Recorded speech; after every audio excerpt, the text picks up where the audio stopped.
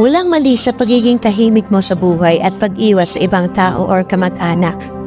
Protektahan natin yung kapayapaan na meron tayo. Huwag nating hayaang sirain tayo ng ibang tao na hindi pareho ang pakiramdam sa'yo. Hindi naman porket iniiwasan mo sila may galit ka na. As we grow old, kailangan natin maintindihan na hindi lahat ng tao pareho ang ugali sa umpisa hanggang sa huli. Lahat tayo nagbabago. Binabago ng mga karanasan at mga leksyon na natututunan sa buhay.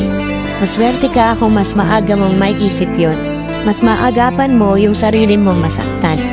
Mas maswerte ka naman kung may kaibigan o kamag-anak ang nare-respeto ka at pinapahalagaan ka.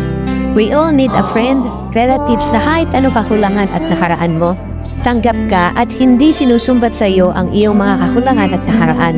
Dinadala ka sa tamang landas ng buhay at sinusuportahan. Huwag tayong matakot mag-isa o mawalan